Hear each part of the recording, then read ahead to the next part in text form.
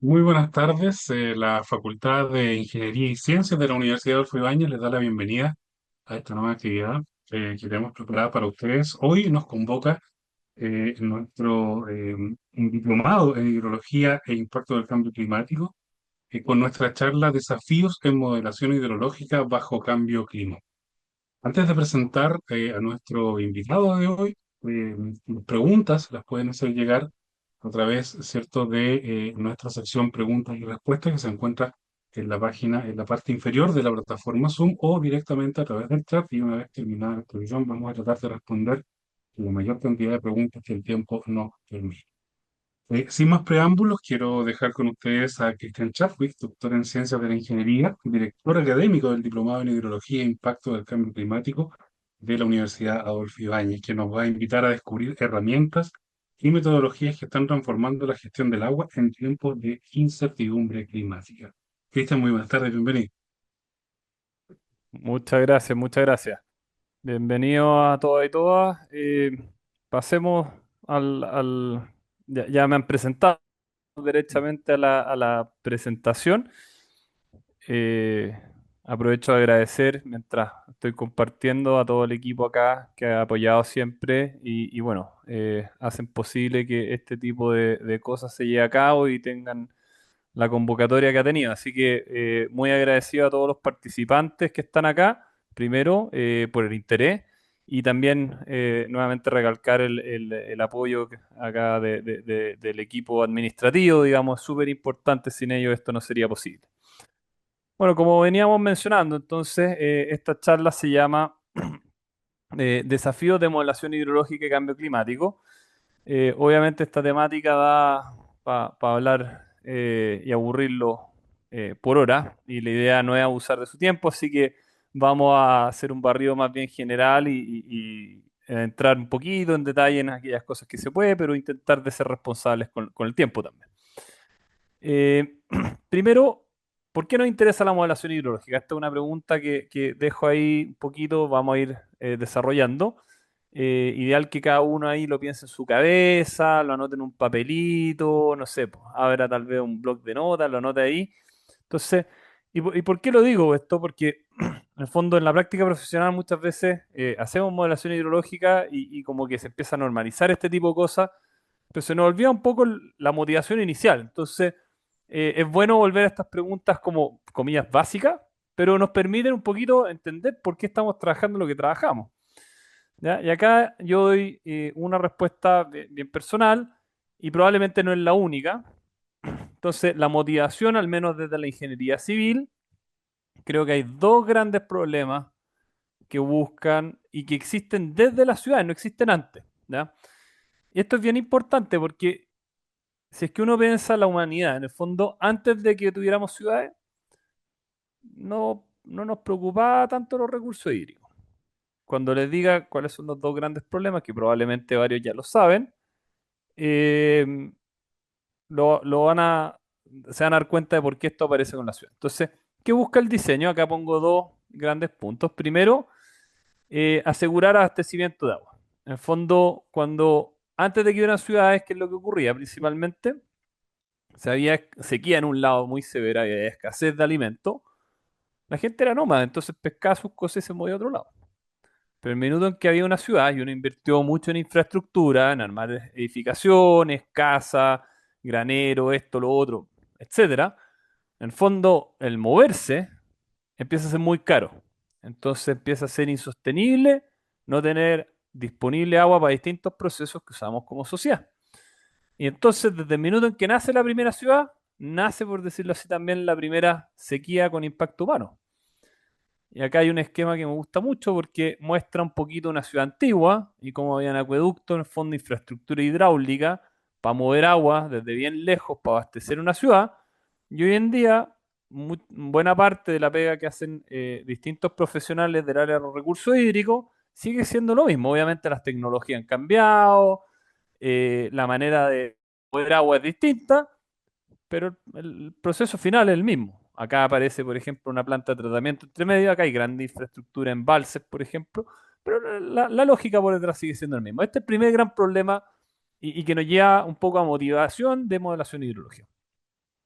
El segundo es evitar inundaciones. Y este es tal vez menos evidente que el anterior. Para mí, este anterior, a mí, yo así veo y digo, obviamente hay una ciudad, parece esto. Este segundo problema de las inundaciones, a mí no se me había ocurrido que antes de que hubieran ciudades, no habían inundaciones propiamente tal. Y una vez fue una charla hace un par de años y alguien un poquito de otra área de, no de ingeniería dijo, mira, desde un poco desde las leyes, digamos, desde que apareció el derecho a propiedad, en ese día apareció por primera vez las inundaciones. Y yo no entendía mucho y empezó a explicar, y principalmente lo que ocurre es que cuando los ríos subían, si uno era nómada, uno nuevamente agarra sus cosas y se mueve. Pero el minuto en que invertiste en infraestructura, en una ciudad, si el río sube, no te quiere inundar. Entonces, cómo evitamos las inundaciones empieza a ser un gran problema y desafío de los recursos hídricos. Por supuesto, no son lo único, hay calidad del agua, hay muchos más, pero estos son dos grandes problemas que son tan antiguos como las ciudades y siguen estando hasta el día de hoy. Y la modelación hidrológica un poco viene a ser una herramienta que intenta ayudar en estos dos grandes problemas. Entonces, y acá viene un poco el fondo de lo que nos reúne. Si estos desafíos llevan miles de años, ¿por qué? ¿Qué hay de nuevo en ellos? Un poco en el fondo. Primero, ¿por qué seguimos teniendo el mismo problema y qué ha cambiado en el fondo en los últimos tiempos? Entonces, primero, ¿qué es la modelación hidrológica? Antes de pasar a responder esa pregunta, y cada uno puede pensar un poquito esa pregunta, la modelación hidrológica lo que busca es entender el ciclo hidrológico. Acá en primer esquema, en el fondo, hay procesos de evaporación, precipitación, movimientos de humedad, todo lo que está involucrado. Y esto uno lo simplifica y lo lleva a un esquema así, en que principalmente en cajitas queremos de rápida manera esto mismo que es más complejo, llevarlo a algo más sencillo y eventualmente simularlo en un computador o algo por el estilo. Y eso es un modelo hidrológico. Eso es como lo que está por detrás. ¿Ya? Ahora, volvemos un poquito a la pregunta. ¿Qué ha cambiado recientemente? Entonces, si uno piensa en lo último, obviamente esto no es de ahora, es los últimos 30, 40 años, pero yo diría que hay una aceleración bien importante en los últimos 10 años, al menos en la práctica profesional. Entonces, acá he puesto dos puntos. Primero hay nuevos desafíos.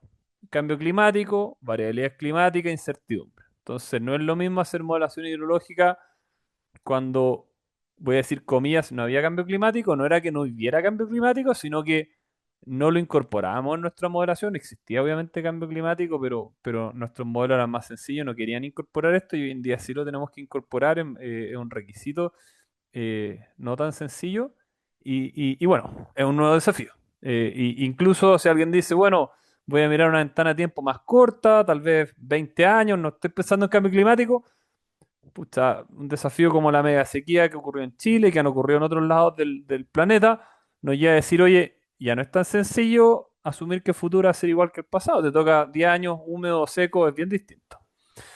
Y segundo, hay nuevas herramientas de modelación. Entonces hay mayor disponibilidad de datos, hay muchos más datos de los que teníamos antes, hay información satelital, hay productos grillados y hay mayor capacidad de cómputo. Hoy en día es mucho más común tener computadores de alto nivel de procesamiento, incluso a nivel de consultoría ya los computadores no son lo que eran hace 20 años.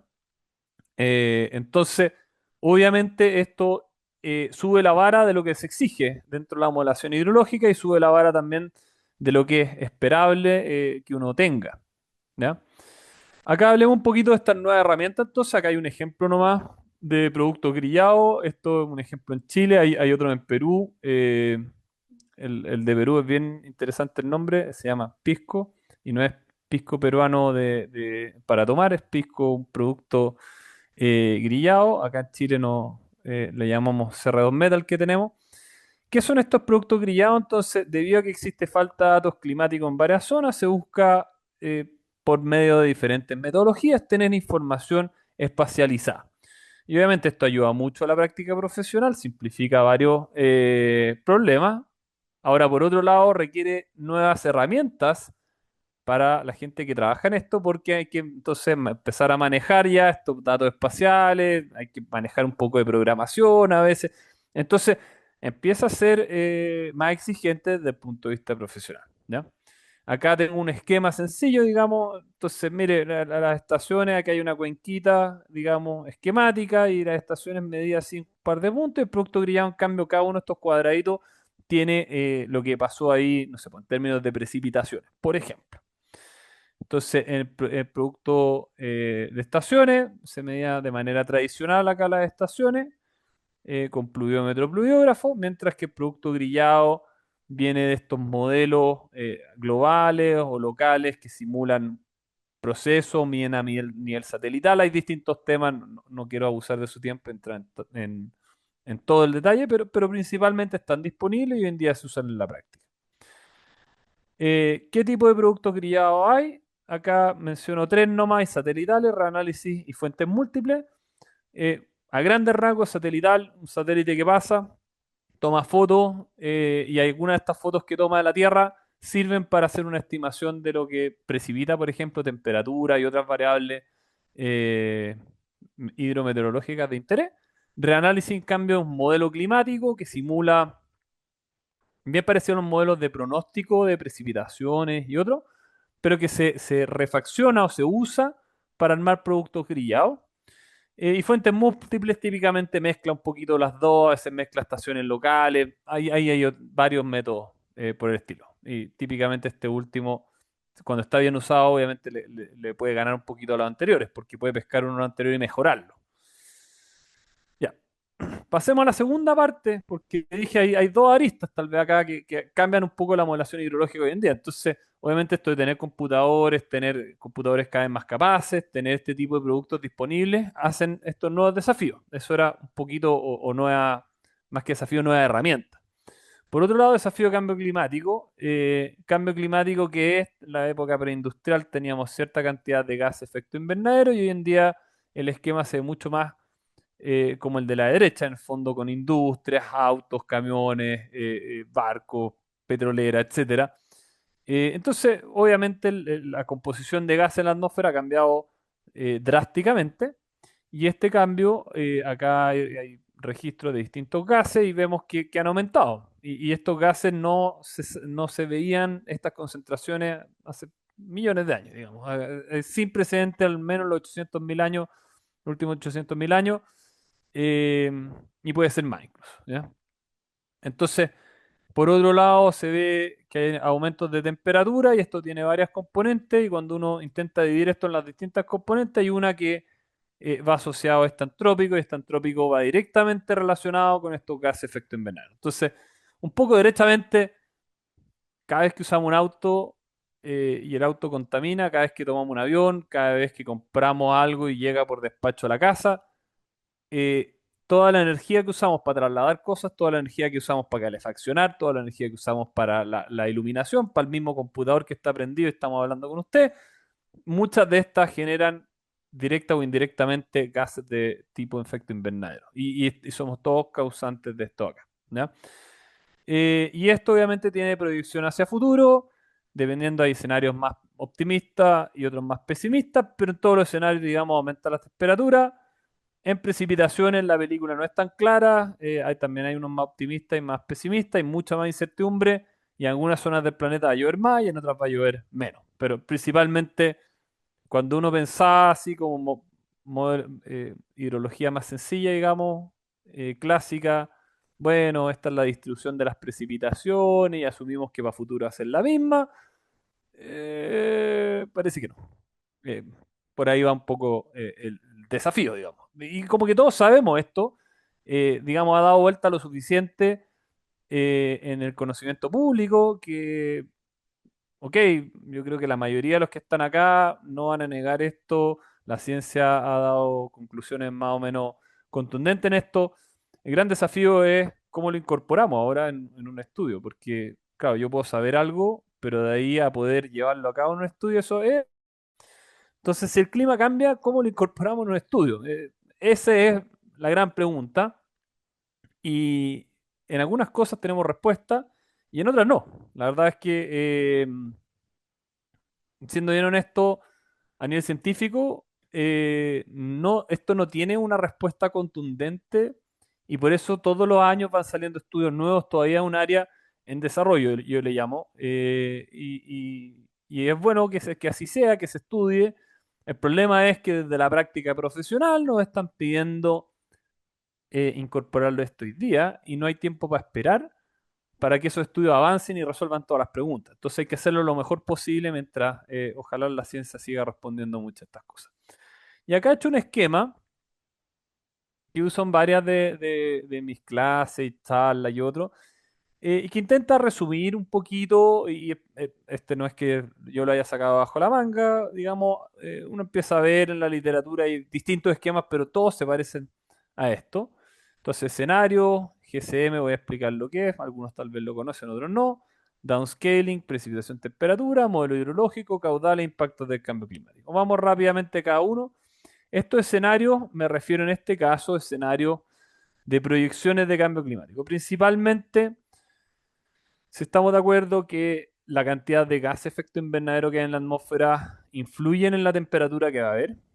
Si yo quiero saber cuál es la temperatura en 50 años más, tengo que saber cuánto dióxido de carbono va a haber en la atmósfera y nadie tiene una bola de cristal para saber eso. Entonces hay escenarios que dicen, mira, le va a ir súper mal y va a haber mucho gas de efecto invernadero y otro, no, mira, vamos a ser capaces de mitigar súper harto y va a haber poco gas de efecto invernadero. Entonces acá hay un gran rango o amplio rango de escenarios que intenta de abordar esta como primera incertidumbre, cuánto vamos a contaminar, un poquito. Segundo, GCMs. Estos son los modelos de cambio climático. Entonces, ¿qué es un GCM? Hay distintos nombres, justo está estudiando hoy día en la tarde, y ahí han tenido varios nombres. Primero eran General Circulation Models en inglés, después hay Global Circulation Models, que es el nombre más nuevo, y hay otro más que parte con E, ahora se me fue el nombre exacto. Han tenido dos o tres nombres, pero principalmente son modelos ya físicos matemáticos. Entonces acá hay principalmente la Tierra se transforma en grillas, hay grillas para la atmósfera, grillas para el océano, y cada uno de estos cuadritos tiene todas estas componentes. Nubes de manera simplificada, hielo, océano, biosfera, varios procesos físicos que ocurren en la Tierra. ¿Ya? Entonces resuelven un sistema acoplado atmósfera, océano, suelo. Entonces uno podría tener un modelo de la atmósfera, otro modelo de lo que pasa en el suelo, y son como modelos aparte. Acá la idea es que están todos estos modelos tan acoplados y cada uno conversa con el otro. ¿Ya? Es un poco lo que está por detrás. Hay varias versiones, la resolución es baja, 200 kilómetros son tal vez no la última generación de modelos, la última generación yo creo que llega a los 100 kilómetros, pero en la última generación igual hay varios resultados que están del orden de 200 kilómetros. ¿Ya? 200 kilómetros, un cuadradito bien grueso, pero hay que pensar que estamos simulando toda la Tierra, entonces, y por cientos de años. Entonces, es un gran desafío. El downscaling busca un poquito cómo pasar de esta escala gruesa a la escala más fina de la modelación hidrológica. Y en esta escala más fina, en el fondo, hay dos grandes procesos. Un tema es la escala derechamente, ¿no? O sea, este pixel, digamos, de 100 por 100 kilómetros, 200 por 200, no me sirve para un modelo hidrológico, entonces, ¿cómo lo llevo a otra resolución espacial? Y lo otro es que incluso cuando ya lo llevo a la misma resolución, de repente no conversan y hay un sesgo. ¿Cómo corrijo ese sesgo? ¿Ya? Y una vez que hacemos estos dos, ahí recién tenemos precipitación y temperatura y llamemos proyecciones climáticas a nivel local. Entonces voy a un lugar específico de interés y en ese lugar me paro y digo, mira, hoy día, no sé, llueve en 500 milímetros, ¿cuánto va a llover en el futuro? Y hay una proyección que me dice a futuro, no sé, si se va a volver más húmedo, llueve en 550, si va a llover más seco, 450, ¿ya? Esa proyección recién sale de hacer todo este proceso hasta acá. Y ahí en el fondo el poder obtener estas series escaladas, hay varios pasos en esto. Acá hay un pequeño esquema, en el fondo hay distintas series intentando esquematizar. Hay distintos artículos científicos que intentan abordar esto. Acá hay un ejemplo de un artículo al menos que publicamos de este tipo de métodos. Hay varios métodos más. Hay paquetes computacionales para este tipo de cosas. Acá hay un paquete que hemos publicado hace un par de años, un artículo que estamos publicando el paquete mismo. Entonces hay harto trabajo en este proceso de downscaling. Ayuda a, obviamente, cuando uno trabaja en la práctica, uno no se va a poner a diseñar todo puros métodos nuevos. Entonces lo que conviene es ir a buscar en la literatura. Acá acabo de pasar un barrido rápido, no quiero abusar de su tiempo, tomaría harto tiempo explicar el detalle, pero hay metodologías, digamos, en la literatura que intentan abordar esa parte. De ahí uno pasa a la modelación hidrológica, nuevamente volvemos a este esquema y esta motivación original de por qué hacemos modelación hidrológica. Queremos, ejemplo, responder a cuál va a ser la disponibilidad de agua a futuro, tomar decisiones sobre esa disponibilidad de agua y otro, y tenemos estos nuevos desafíos de que la precipitación va a ser distinta, la evaporación va a ser distinta, los caudales van a ser distintos, y queremos principalmente modelar eso. Entonces, volvemos para atrás, tenemos esta precipitación y temperatura acá y queremos introducir esa, por ejemplo, precipitación y temperatura en este modelo hidrológico que teníamos ya esquematizado o armado. ¿Ya? Ahí del modelo hidrológico pasamos a tener caudales y obviamente en la hidrología cambio climático, en no estacionaria, entonces cuando uno piensa, no sé, pues, en la serie de tiempo histórica, uno ajusta una distribución, pucha, esa distribución no puede cambiar en el tiempo, no llegaría a usar la distribución, entonces hay un desafío, hay varias propuestas, digamos, pero un poco esta distribución va cambiando en el tiempo, principalmente, ¿ya? Y recién ahí uno pasa un poco al impacto del cambio climático, que es un poco lo que uno busca hacer cuando uno quiere hacer un estudio de cambio climático. Obviamente, lo difícil es que cuando uno no ha dedicado harto tiempo a ver cada uno de estos pasos, que yo lo acabo de hacer un barrido en, no sé, 10 minutos, cada uno de esos pasos suena chino. Suena una cuestión absolutamente ininteligible y uno se mete ahí, intenta entender. Yo me acuerdo la primera vez que intenté leer este tipo de cosas, leía y habían puras nomenclaturas y acrónimos que no entendía absolutamente nada. Y pesco el segundo artículo, lo leo y lo mismo, y el tercero, y decía, "Chuta, weón". Y después de varios meses ahí empecé a familiarizarme y hoy en día soy capaz de entenderlo. Pero un poco el desafío también es que esto no está escrito en fácil, digámoslo así, ¿ya? Y recién habiendo pasado por todos estos pasos, podemos hacer algún tipo de análisis de impacto, ¿ya?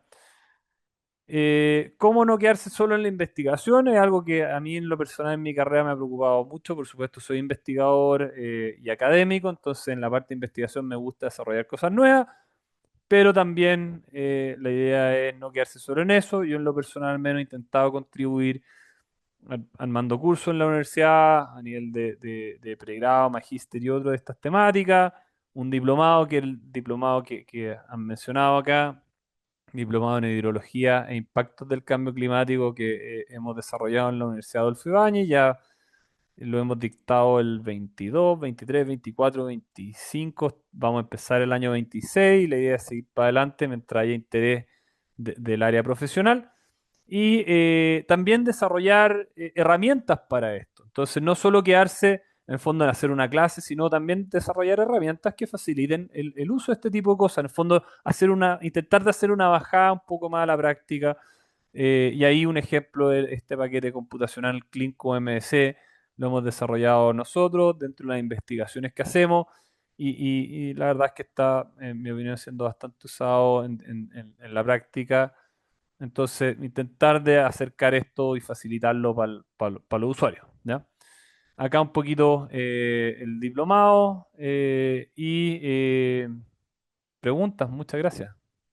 Intenté ser corto en la presentación para dejarles tiempo a preguntas si es que hubiese. Muchas gracias, Cristian. Sí, damos la posibilidad, si alguien quiere hacer una pregunta a través del micrófono, levante la mano y le activamos su micrófono para que pueda preguntar.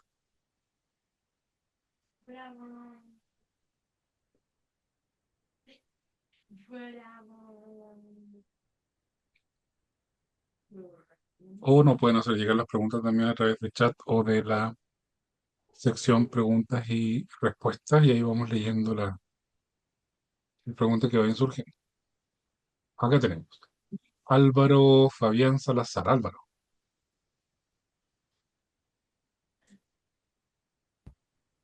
Hola, ¿me escuchan? Sí, sí. sí, te escuchamos. Hola, Cristian, muchas gracias por la presentación. Un gusto conocerte. Tengo una pregunta en relación a remociones en masa. Ya. Eh, Nosotros acá en el SEASA justamente estamos empezando una conversación sobre cómo lograr identificar remociones en masa. Por ejemplo, ahora sabemos todos que existe la probabilidad de que en primavera se venga un niño, ¿cierto? Ujú, Por lo tanto, la probabilidad de que aumenten las precipitaciones o que hayan precipitaciones mayor a lo normal con eventos que pueden ser de intensidad más o menos significativa es mayor. Entonces nos ujú. estamos haciendo la pregunta, ¿cómo podemos un poco prevenir o tratar de anticiparnos e identificar aquellas quebradas con mayor probabilidad de que hayan remociones en masa? Y quisiera preguntarte a ti, porque yo en lo personal, Sí. yo trabajo más como en el clima, en la atmósfera, pero recién me estoy integrando como a la hidrología y por eso encuentro tu presentación tan interesante. ¿Qué opinas tú o qué sabes tú de cuáles son las variables, por ejemplo, en ecosistema árido, que podrían determinar, por ejemplo, pese a que la precipitación ocurra en dos quebradas más o menos con la misma intensidad, ¿por qué algunas quebradas ocurre remoción en masa y otras no? ¿Cuáles son las variables que podrían determinar esa Uf. diferencia?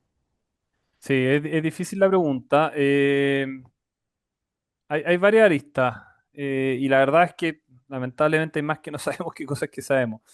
Eh, bueno, un tema tal vez tiene relación con, independiente que uno abajo de repente registra las mismas precipitaciones, a veces por efectos de microclima, igual hay diferencias de precipitaciones cuando tiene dos quebradas cercanas. Ahí es muy difícil también saber cuánto precipita en la altura porque en la práctica no hay mucha medición. O sea, en el fondo tendrías que tener mediciones para poder responder a esa pregunta bien. Lo segundo, de tal vez remociones que han ocurrido en eventos más recientes, al menos cuando uno ve los registros de los últimos 10 15 años, ha sido un poco más común, y no quiero decir que haya una tendencia que sea significativa, pero sí han habido más eventos cálidos de lo que habían antes. Entonces, y digamos que en dos lugares llueve lo mismo, pero hay una cuenca que tal vez solía tener un poco más de nieve que la otra.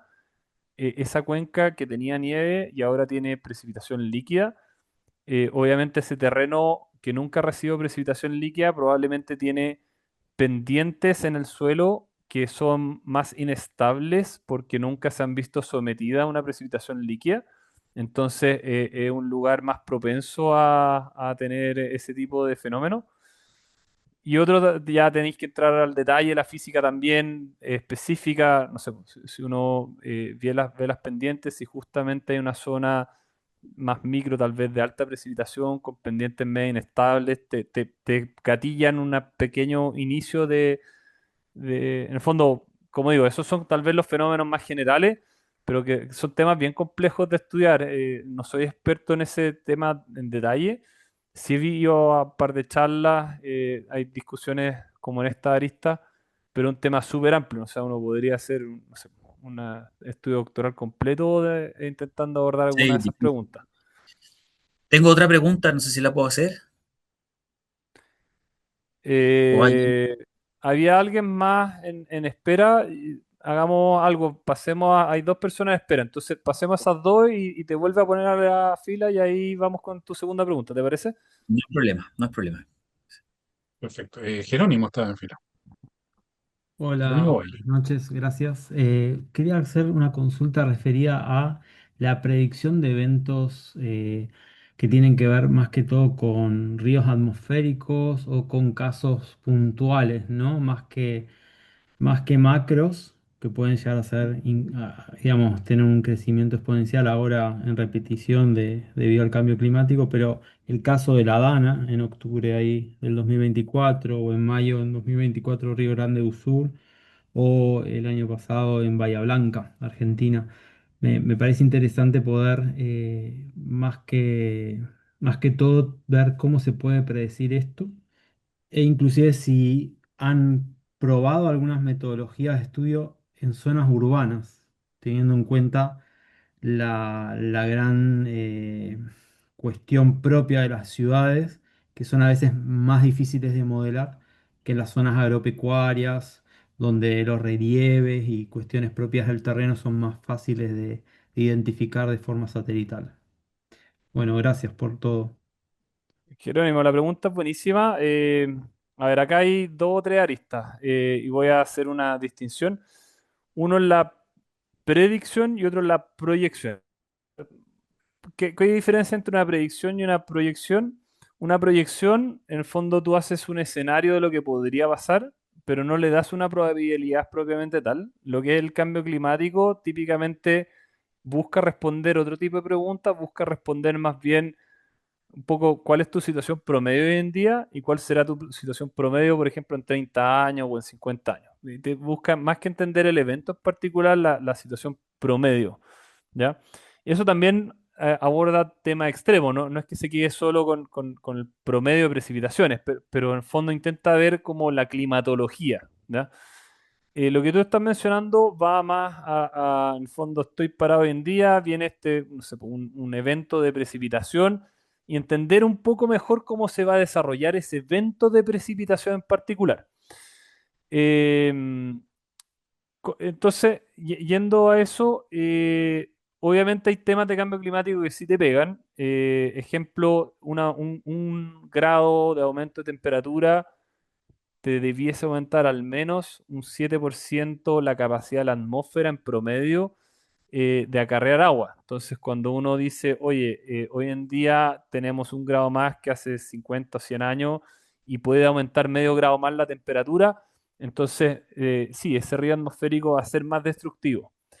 Ahora, también ahí empiezan a entrar conceptos como la vulnerabilidad a un lugar y si hay riesgo o no. Y en el fondo, tú puedes tener un fenómeno físico brutal, así un río atmosférico gigantesco, y tener la suerte de que ocurra en un lugar poco habitado, con poca infraestructura, los daños no van a ser tan grandes. Obviamente va a venir una crecida gigante, pero y si un río atmosférico mucho más pequeño te toca medio a medio en una ciudad, está en serios problemas, principalmente.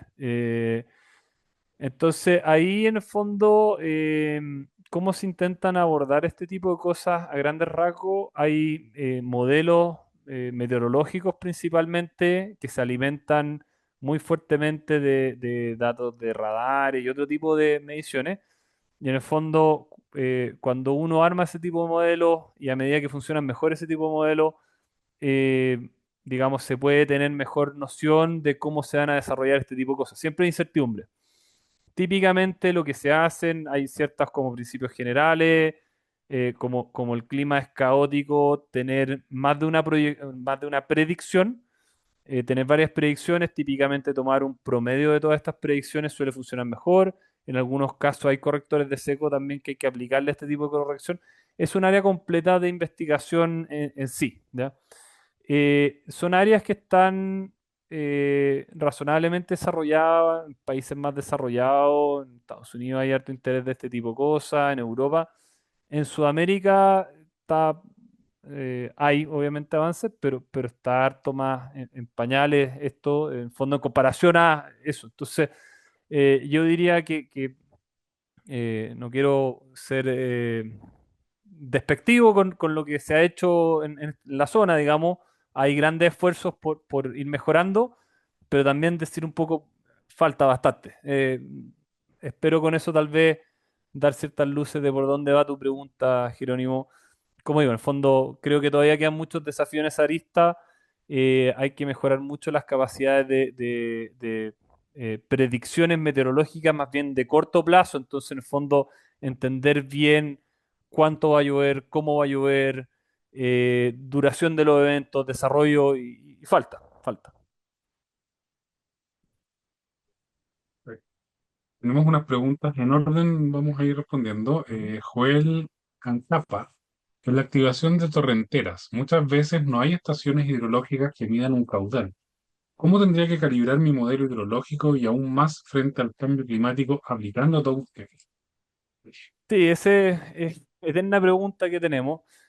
Típicamente lo que recomienda un poco la práctica profesional son puras invenciones, siendo bien honesto, porque si no tienes mediciones, la verdad es que es difícil hacer algo que sea realmente bueno. Entonces, la primera recomendación es, si no sé, hay infraestructura agua abajo, en que realmente hay de interés medir esto, empecemos a medir. Eso es primero, segundo, tercero.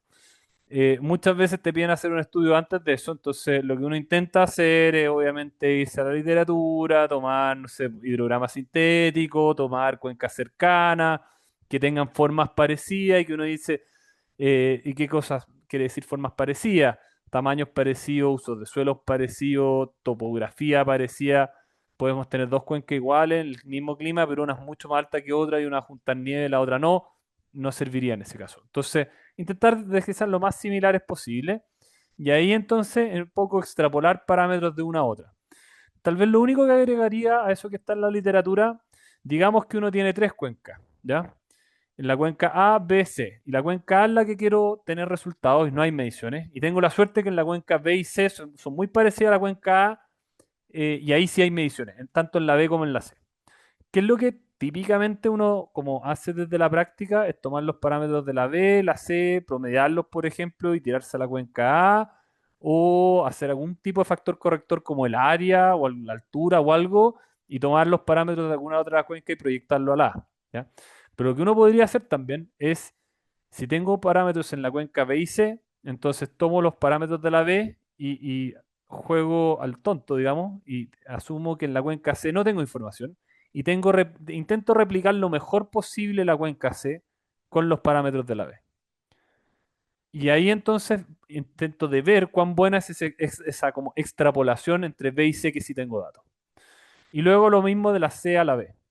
Si es que esas extrapolaciones de la B a la C y viceversa han funcionado razonablemente bien, entonces uno dice, ah, mira, esto también podría ser aplicable a la cuenca. Si es que esas extrapolaciones no te funcionan tan bien, no hay mucho más que pueda hacer. Pero en el fondo, cuando uno en la literatura puede encontrar varios métodos de extrapolación, ¿cuál elijo? Probablemente en zonas de ese tipo de clima, ir a intentar hacer un ejercicio así ayudaría un poquito a tomar la decisión. No es la solución, vamos a hacer un mal estudio mientras no haya una buena medición ahí. Siempre voy a recomendar hacer una buena medición, digamos. Ahora, eso también puede tomar muchos años. Entonces, un poco equilibrando estas dos, esa puede ser una tal vez recomendación razonable sin arreglar el problema del todo. Vamos con una siguiente pregunta de Eric Rodríguez. Hola, me gustaría saber si el diplomado es una base suficiente para entender y aplicar estas metodologías para un profesional que tiene como punto de partida la hidrología clásica, acostumbrado a utilizar los métodos del manual de carreteras y del manual de estimación de caudales para cuencas sin información pluviométrica en la DGA de 1995. La respuesta rápida es sí, no. ¿Por qué? En el fondo, cada vez que aprendo más de un tema me doy cuenta que hay más libros y más libros y hay mucho que aprender. Entonces, en el fondo, a pesar de que yo personalmente he dedicado mi carrera a muchos de estos temas, me queda mucho por aprender. Y intento de pararme en esa postura y seguir aprendiendo todos los días. Entonces, el diplomado intenta hacer un buen barrido en desafíos de cambio climático. Pero hay mucho que no alcanzamos a ver por tiempo. Hay muchas preguntas también que desde la práctica profesional se quieren responder y que a nivel científico todavía no hay una buena respuesta. Entonces, no en el sentido en que no todos los tópicos los alcanzamos a ver, no en el sentido en que a nivel científico hay algunas de estas cosas que no hay respuesta todavía, sí en el sentido en que se hace un buen barrido y está pensado para que cualquier profesional del área que no sea experto en, no sé, programación y métodos más nuevos en hidrología, pueda tomar esto y ponerse un poco al día, sí, digamos, hace un buen esfuerzo en eso y creo que al menos de lo que hemos recibido de nuestra gente que ha tomado el diplomado antes, hacemos una razonablemente buena pega para el tiempo y los recursos que hay, digamos. Entonces, eh, siempre intento ser transparente y honesto en el sentido de que sí, hacemos lo mejor que se puede con los tiempos que hay, digamos. Por supuesto, me encantaría profundizar en muchos temas más que son súper interesantes. Víctor Garzón, para que tenía la mano levantada. Hola, Víctor, eh, la vi. buenas noches, muchas gracias. Estoy participando desde Colombia. Les agradezco mucho el espacio. En este momento yo participo con el Instituto de Hidrología y Meteorología aquí de Colombia, el IDEAM, y estamos trabajando en la generación de análisis de cómo los escenarios de cambio climático impactan en zonas inundables. Entonces, pues estamos como trabajando en todo el marco metodológico y lo que buscamos es qué caminos podemos tener, no, tal vez no desde un punto de vista de ingeniería civil como para saber cuál es una lámina de inundación bajo un escenario de cambio climático para poder diseñar un puente o hacer un análisis de inundación muy localizado, sino a un nivel de planeación territorial. Sí, sí. Entonces, pues es un análisis que se hace a nivel de país, donde tenemos pues alguna información de mediciones que se tiene tanto de precipitación, temperatura, con estaciones, pero también utilizamos pues información satelital para todas esas regiones donde tenemos esos vacíos de información, pero pues ahora el desafío está en eso, cómo lo puedo convertir en susceptibilidad, bueno, no sé en qué término expresarlo, pero sí hacia un enfoque de qué zonas potencialmente podrían presentar inundaciones bajo los diferentes escenarios de cambio climático.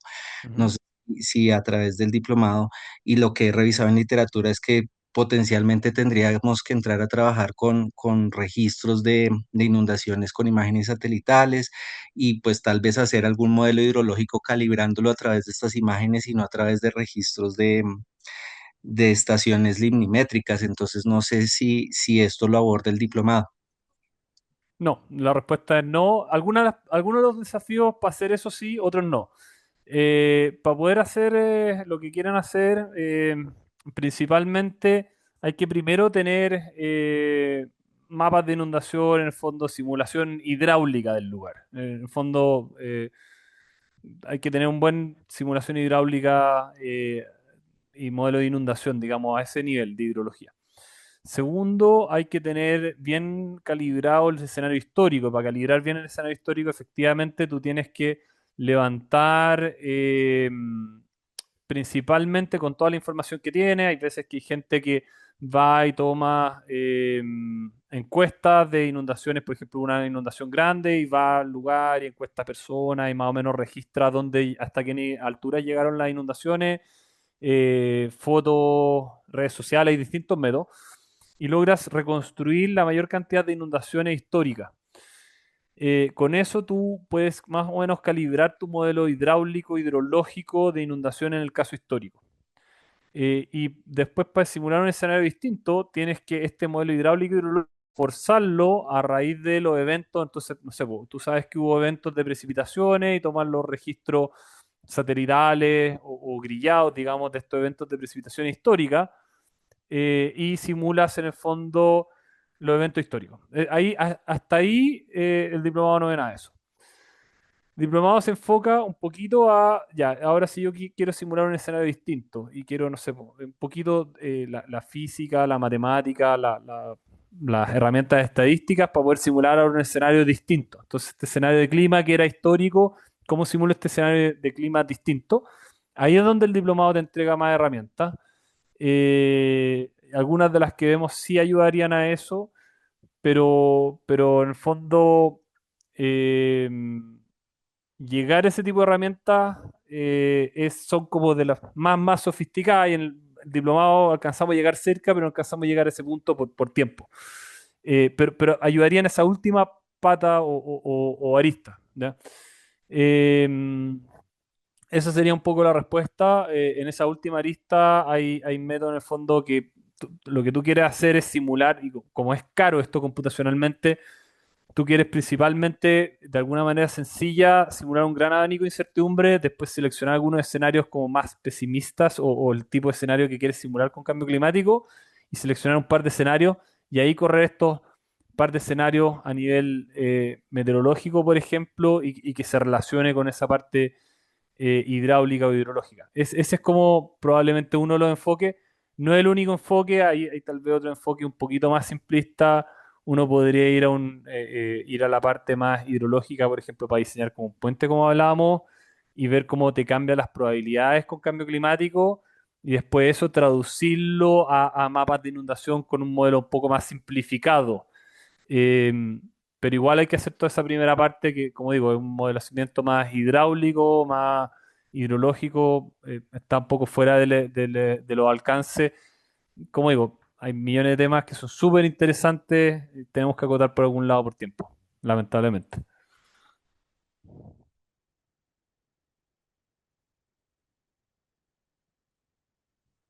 Estás con el micrófono muteado.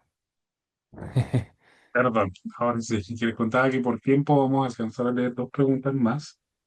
Vladimir Sánchez dejó una pregunta en el chat, pero me dice si le podemos activar el micrófono, Vladimir. Eh, sí, ahí me escuchan. Buenas noches. Sí, te Sí, sí. escuchamos. Vale, muchas gracias. Esto, bueno, la pregunta creo que se relaciona un poco con lo que pues, se acaba de preguntar el otro compañero. Y pues bueno, si yo quisiera, pues yo ahorita tengo un caso de estudio acá en Colombia en un páramo. Tengo pues ya, digamos, mi cuenca calibrada pues con un rango de datos pues un poco corto de 2 años. Pero pues ya tengo algunos modelos hidrológicos que me logran representar las condiciones de la cuenca de una manera adecuada. Yo quisiera hacer ahorita un análisis exploratorio, incluyendo pues algunos efectos de cambio climático, por ejemplo, pues agregar diferentes porcentajes de precipitación y saber qué pasa pues con los caudales bajo estos escenarios. Por ejemplo, si las precipitaciones se me aumentan un 20%, ¿qué va a pasar con mis Ujú. caudales pues bajo, bajo pues bajo ese modelo hidrológico que ya tengo calibrado? La pregunta sería, ¿qué puedo hacer realmente para yo meterle esos cambios de precipitación a mis series históricas y que Sí, pues logra representar a futuro, por ejemplo, no sé, un 20% en precipitación o un 50%? No, no sé sí, si me hago entender un sí, poco. absolutamente. Ese es el tipo de problema típico que, más como más común que abordamos en el diplomado. Tal vez el método más sencillo, hay factores de cambio, se llama change factor o delta change en la literatura. Uno puede ir a ciertos modelos de cambio climático, ver una ventana histórica y futura y más o menos llegar a un número. También lo puedes sacar de análisis de exploratorio de sensitividad. Eh, y principalmente tú pescas la serie histórica de precipitación y lo multiplicas por un factor, por ejemplo, si tú quieres aumentarlo un 10%, la multiplicas por un 1,1 y eso te da un 10% más. Y la temperatura, si quieres aumentar un grado, le sumas un grado en grados Celsius. Lo que funciona un poco mejor incluso, lo multiplicas por un factor de 1, algo, pero habiéndola pasado grados Kelvin, que esa es la manera más correcta de hacerlo en temperatura. Típicamente, mayor parte de la literatura simplemente le suma un grado de temperatura a la serie histórica de temperatura y con esas series de precipitación y temperatura como modificadas, corres nuevamente el modelo hidrológico y te da una sensación más o menos de cómo podría cambiar el caudal. Es el enfoque más sencillo, suele ser bastante bueno. No es el único que hay en la literatura, hay mucho más y en el diplomado abordamos varios de los métodos que hay un poquito en esa línea. Y como, sí, es relacionado con lo anterior, pero claro, lo anterior era la pregunta mucho más sofisticada debido al alcance, digamos, del problema anterior. Perfecto. Vamos con Marcel Fabró y después con Álvaro. Los que no alcancemos a responder ahora, vamos a tratar de enviar las preguntas para ver si podemos contactarlos y resolver esas dudas, Cristian.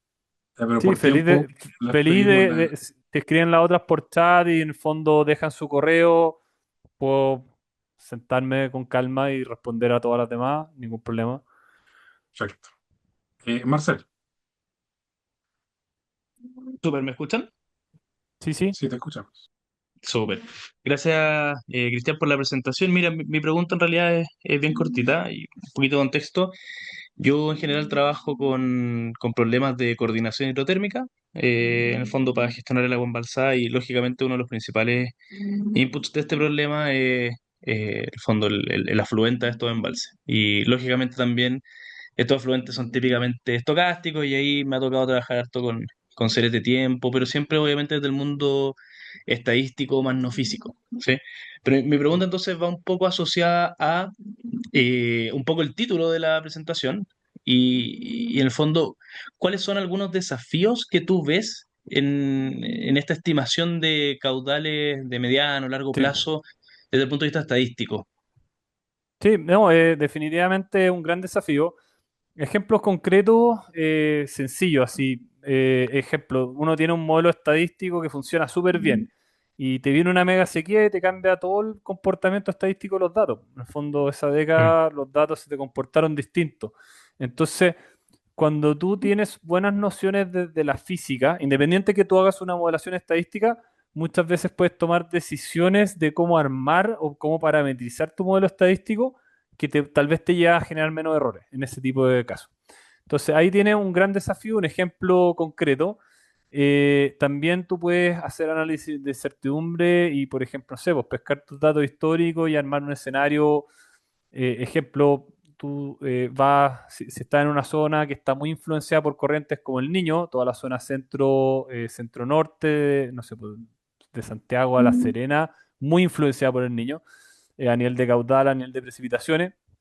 Uno podría pescar el histórico, separar por distintas fases niño-niña, intentar armar modelos estadísticos que se relacionen con esto. Entonces hay uno, un poco sacarle más punta al lápiz. Entonces hay distintos desafíos que se pueden tomar en cuenta con este tipo de cosas.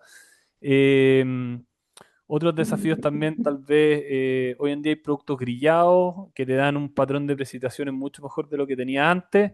Puedes relacionar tu modelo estadístico de caudales con algo de eso y mejorarlo en alguna manera. Entonces, hay varios desafíos que pueden estar ahí. También, independiente que los modelos estadísticos sean estadísticos, algunos de esos parámetros vienen de algún proceso físico. Ejemplos concretos, cuando uno tiene dos ríos y quiero simular el caudal de los dos ríos, la correlación que hayan entre esos ríos, si estamos en periodo de verano es por deshielo, si estamos en periodo de invierno es por precipitaciones. Entonces las correlaciones debiesen reflejar las distintas memorias espaciales, por ejemplo. Entonces, muchas veces uno no ve la estadística de esa manera, pero hay relaciones. Entonces, esos son algunos de los desafíos que hay. Hay varios más, por supuesto. Eh, Ejemplo, preguntas, ¿cuán válido sigue siendo este modelo estadístico cuando uno tiene procesos como mega sequía o no mega sequía? mm. Entonces, creo que son súper interesantes. Varios de estos siguen siendo preguntas de investigación, pero creo que por ahí va un poco la cosa. Pues gracias, Cristian. Y por último, Álvaro Salazar.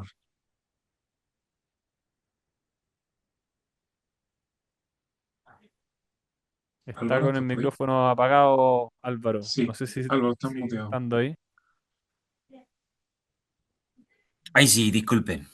Buenísimo. Em, Muchas gracias por la oportunidad de hacer otra pregunta. Quería preguntarte, Cristian, que, claro, los modelos globales son súper gruesos, entre 100 y 200 kilómetros, después se puede hacer un downscaling con Quantal Mapping, entendí.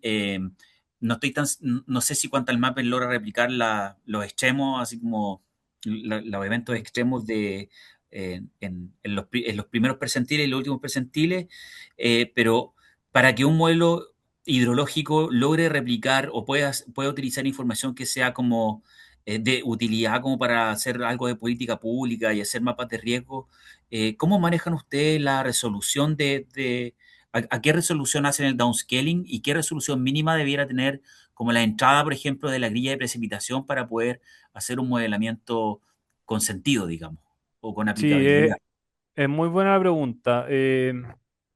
Mira, es una gran pregunta. Yo creo que, siendo 100% honesto, creo que a nivel científico no hay respuesta y a nivel de consultoría no hay una respuesta como que tú digas le da con el palo en el gato así 100% y queda todo resuelto. No, no, no, no, no hay algo por el estilo.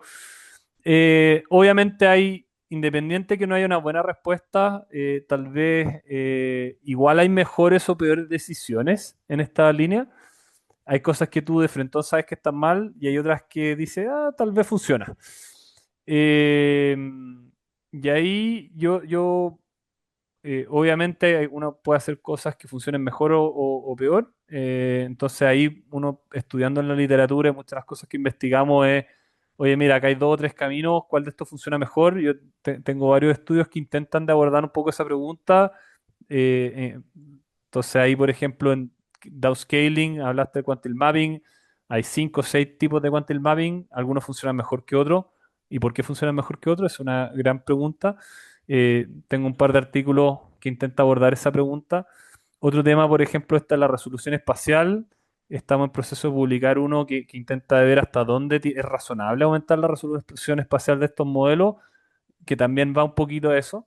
Entonces, eh, como digo, no vamos a solucionar todos los problemas, pero sí da algunas recomendaciones. En lo personal, creo que independiente de todos los procesos estadísticos que puedes hacer después, tú pescas un modelo de cambio climático, le aumentas la resolución, lo corrige y todo, hay que pensar si el producto original, por cuán bueno que sea el producto original, trabajaba una grilla, digamos, de 150 por 150 kilómetros, ¿ya? Tú cuando te inundas, depende del proceso físico de inundación también, pero muchas de las inundaciones ocurren en escalas espaciales mucho más pequeñas que estos 150 Mm, kilómetros por 150 kilómetros. Entonces es imposible que el modelo esté simulando bien el proceso físico que está ocurriendo a esa escala menor si trabaja a esa escala mayor. Lo que sí podría ocurrir es que ese modelo a la escala mayor te diga, por ejemplo, tal vez una tasa de cambio que tenga sentido. En el fondo, intentar de entender cómo, cuánto podría cambiar esto. Ejemplo, si el modelo físico a gran escala te dice que va a haber 1,5 grados más de temperatura, tú le claro, metes sí. ese 1,5 grados más y te cambia la línea Mm, de nieve, por ejemplo, eso sí te va a impactar en tu inundación. Ese 1,5 grados también te puede afectar la cantidad de agua que acarrea la atmósfera, el viento. Entonces, ahí sí hay cosas que tú dices. Entonces, hay que tener, como digo, tener estadística y tener un poquito de física e intentar de mezclar eso. Ese es como un tema que hay que abordarlo bien. No te resuelve todo, pero te acerca un poco al problema. Lo segundo, creo que hay procesos de incertidumbre. Cuando uno habla de extremos, por ejemplo, cuando uno piensa un periodo de retorno, si tengo un periodo de retorno de digamos que tengo 50 años de registro, un periodo de retorno de 2 años, probablemente tengo 25 registros de un periodo de retorno de 2 años. Si hablamos de un periodo de retorno de 10 años, tengo más o menos 5 registros, un periodo de retorno de 10 años en un registro de 50. Si hablamos de un periodo de retorno de 100 años, probablemente ni siquiera tengo la medición de 100 años en un registro de 50. Entonces, cuando diseñamos para extremo, tu incertidumbre empieza a crecer a medida que aumentas tu mm, periodo de retorno. Y eso quiere decir que tú, sin pensar en cambio climático, puedes usar herramientas que intentan de cuantificar esta incertidumbre y abordarla en tu modelación. Y probablemente eso sí te prepara mejor para escenarios más extremos. ¿Ya? No resuelve el problema completo, pero lo aborda al menos un porcentaje. mm, Lo tercero, y con esto cierro tal vez la respuesta a la pregunta, muchas veces uno puede hacer buenos modelos estadísticos o de otro tipo, del histórico, y a ese modelo de histórico agregarle algún tipo de perturbación como bien fundada, entre comillas, a partir de estos modelos de cambio climático. Es decir, oye, mira, acá hay incertidumbre, podría aumentar el extremo. Ya, si simulo bien el histórico y ahora quiero agregar ese factor de podría o tal vez aumenta el extremo, ¿cómo se vería esta cosa? Y eso también te da respuesta. Entonces, ahí hay distintos como caminos. ¿Por qué he dado varios? No es porque haya que hacerlo todo, depende un poquito el tipo de pregunta que uno está haciendo, cuál es la más adecuada. Esa sería mi respuesta en general. Creo que en lo que es extremo, algo que está en los libros de literatura hace mucho tiempo, son la incertidumbre. Están súper reportadas en la literatura y por simplicidad no las abordamos bien muchas veces. Entonces hay que abordar primero eso y después intentar de agregar cambio climático y muchas veces comparar una con otra. O sea, si tú tienes una incertidumbre o inventar que te hace crecer un 20% tu diseño y el cambio climático te lo hace crecer un 10%, agrega la incertidumbre y con eso te queda un diseño más conservador incluso. Ahora, si el cambio climático es, no sé, te dice 5 veces el diseño y la incertidumbre te dice solo un 50% más, pucha, probablemente el cambio climático está mal simulado ahí. Me pasó hace poco en una zona media desértica en Chile, habían tasas de cambio que no sé, principalmente se nos inundaba el desierto y pasaba a ser Valdivia, así una zona ultra lluviosa que no tenía ningún sentido. Y obviamente eran errores en modelación. En fondo, nos dimos cuenta que había un factor que no tenía ningún sentido, arreglamos un parámetro así, ¡pum! Se arregló todo y dejamos de tener 3.000 milímetros al mes, algunos meses. Obviamente era un problema del modelo de cambio climático o algún proceso estadístico intermedio. Pero en el fondo hay que tener criterio, hay que entender un poquito la física, cuánto sería razonable este tipo de cosas para poder incorporar eso. Y como digo, por eso también hay que ver de repente dos o tres caminos, comparar. Depende también, obviamente, los tiempos que haya para responder la pregunta. Gracias. Ethan Chadwick, nuestro director académico del Diplomado en Hidrología e Impacto del Cambio Climático, muchas gracias por esa exposición.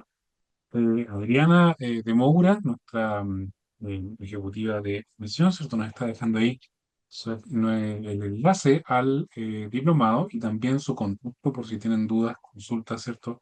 O quieren hacer comentarios. A las personas que dejaron sus preguntas en el chat, se las vamos a hacer llegar a Cristian para que puedan ahí también, ¿cierto?, entablar esta conversación con estas preguntas.